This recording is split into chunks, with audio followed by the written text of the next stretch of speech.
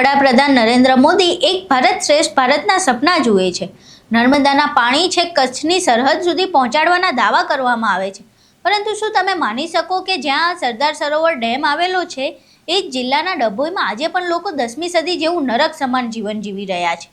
જી હા, અમે વાત કરી રહ્યા છીએ ડભોઈની રાબિયા પાર્ક સોસાયટીની। આ સોસાયટીના રહીશો તમામ પ્રકારના સરકારી વેરા ભરે છે, તેમ છતાંય તેમને બદલામાં લાઇટ, પાણી કે ગટર જેવી સામાન્ય સુવિધાઓ નથી મળતી। નમસ્કાર, તમે જોઈ રહ્યા છો ચક્રવાત ન્યૂઝ। હું આપની સાથે હેમંત। ડભોઈના રાબિયા પાર્ક સોસાયટીના સ્થાનિકોનો આરોપ છે કે ડભોઈ નગરપાલિકાના ચીફ ઓફિસર જયકિશન તડવી પોતાની મનમાની ચલાવી રહ્યા છે। પ્રજાના પૈસાથી બનેલી બિલ્ડિંગમાં બેસીને પ્રજાના જ ટેક્સમાંથી પગાર લેતા અધિકારીને પ્રજા માટે સમય જ નથી। જ્યારે લોકો રજૂઆત કરવા જાય છે ત્યારે તેમને ચેમ્બરમાં પ્રવેશ સુદ્ધા કરવા દેવાતો નથી। સાહેબના મહેમાન અંદર બેઠા હોય એટલે પ્રજાએ બહાર લાઇનમાં ઊભું રહેવાનું।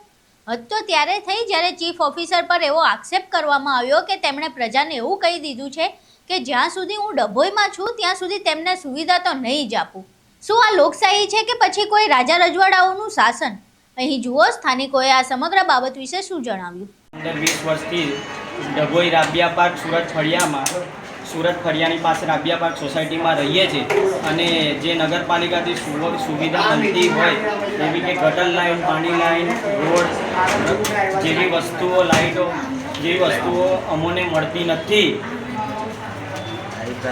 એવી પ્રાથમિક સુવિધા માટે અમે અપીલ કરીએ છીએ કે અમોને આવી સુવિધાઓ મળે અને અમે આવનારા સમયમાં અમોને આવી સુવિધા નહીં મળે તો એનું આંદોલન આ માટે તમે લેખિત કે મૌખિક રજૂઆત કરેલી છે, પણ એનો અમને જવાબ આપવામાં સીઓ સાહેબથી આવ્યો નથી। અને સીઓ સાહેબ અમને જ્યારે અમે રજૂઆત કરવા જઈએ છીએ ત્યારે અમને એવું કહેવામાં આવે છે કે મેં જ્યાં સુધી આ ખુરશી પર બેઠો છું ત્યાં સુધી તમને આ સુવિધા મળે નહીં। એ કોના ઈશારે કહેવામાં આવે છે એનો અમને જવાબ જોઈએ, લેખિત કાં તો મૌખિકમાં બી અમને જવાબ જોઈએ।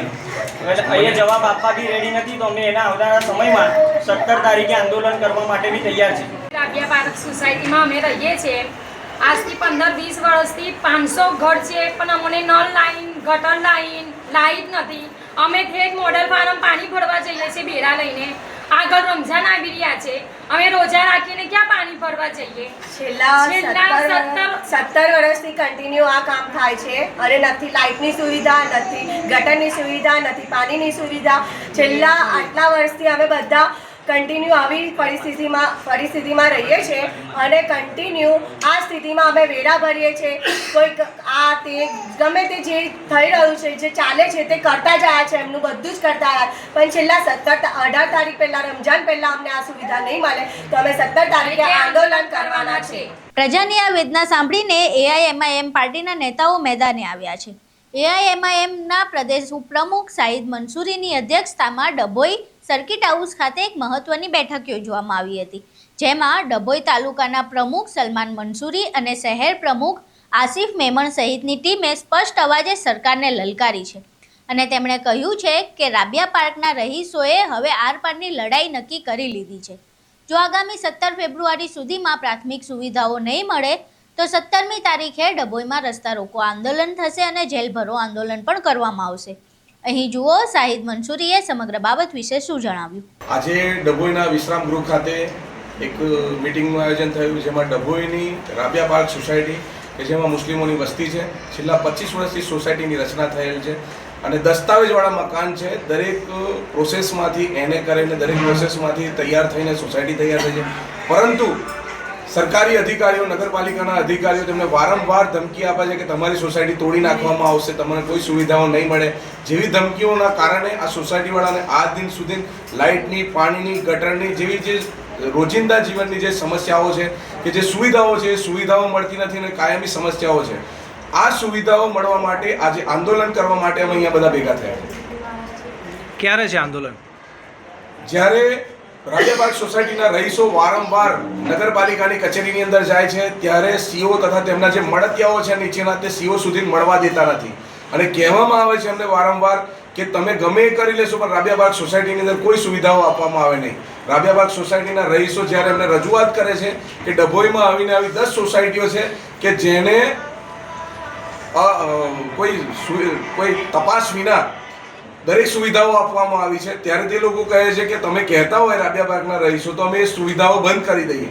તો અમારે કોઈની સુવિધાઓ શું કામ બંધ કરવી પડે? અમને અમારી સુવિધાઓ સાથે મતલબ છે, પણ જે અધિકારીઓ છે એ અધિકારીઓ અમને સુવિધાઓ આપવાની ના પાડે છે, જેના કારણે અમે દરેક રજૂઆતો કરી છે, કલેક્ટર સાહેબને કરી છે, મુખ્યમંત્રીને કરી છે, અને છેલ્લા કેટલાક સમયથી અમે વારંવાર અરજીઓ પણ કરીએ છીએ. પણ હવે નગરપાલિકાના અધિકારીઓ દ્વારા આ અરજીઓ પર અમને ઓછી પણ આપવા માટે તૈયાર નથી, કે સિક્કો મળેલી અમને રજૂઆત પણ અમારી પાછી આપવા માટે અમને તૈયાર નથી, જેથી કરીને અમારે આંદોલનનો રસ્તો અપનાવવો પડ્યો છે. અને આ આંદોલનના રસ્તાની અંદર અમે આવનારી 17 તારીખે ડભોઈ ખાતે સિનોર ચોકડીએ અમે તમામ રાબિયા પાર્કના રહીશો તેમજ મજલિસ-એ-ઇત્તેહાદુલ મુસ્લિમીન પાર્ટીના કાર્યકર્તાઓ ભેગા મળીને રસ્તા રોકો આંદોલન, કે જેને જેલ ભરો આંદોલન પણ કહી શકાય તેવું આંદોલન અમે કરવા માટે જઈ રહ્યા છે, જેથી કરીને આ સૂતેલી સરકારના કાન ખોલવા માટેનું કામ અમે કરવાના છે. એનાથી માગણી નહીં સંતોષાય તો જ્યારે અમારા જન આંદોલનથી પણ માંગણીઓ નહીં સંતોષાય તો ત્યારે અમારે સમજી લેવાનું કે સરકાર અમને મુસ્લિમ સમજીને અમારી અવગણના કરી રહ્યું છે અને અમારી સોસાયટીને તોડવા માટેની ધમકીઓ આપી રહ્યા છે લોકો. જ્યારે ભાજપ અને કોંગ્રેસમાં રહેલા કેટલાક લોકો છે જે સાથે મળીને આ સમસ્યાનું નિવારણ લાવી શકતા હતા, પણ 25 વર્ષથી આ સમસ્યાનું નિવારણ આવેલું નથી, જે કરીને આજે અમે આ જન આંદોલન કરવાના છે. અને અહીંયાથી અમારી સમસ્યાઓનું સમાધાન નહીં આવે, કે અમને સંતોષકારક જવાબો નહીં મળે, તો અમે આવનારા સમયની અંદર ગાંધીનગર ખાતે પણ આના આંદોલનો કરીને દેખાવો કરવાના છે. આપનો પરિચય? શાહિદ મંસૂરી, મજલિસ-એ-ઇત્તેહાદુલ મુસ્લિમીન, ડભોઈના પ્રભારી. હવે જોવાનું એ રહ્યું કે 17મી તારીખ પહેલા તંત્ર જાગે છે કે નહીં, કે પછી ડભોઈની જનતાએ રસ્તા પર ઉતરીને આંદોલનો કરવા પડે છે. તમે આ સમગ્ર બાબત વિશે શું માનો છો? અમને કોમેન્ટ બોક્સમાં જરૂર જણાવજો.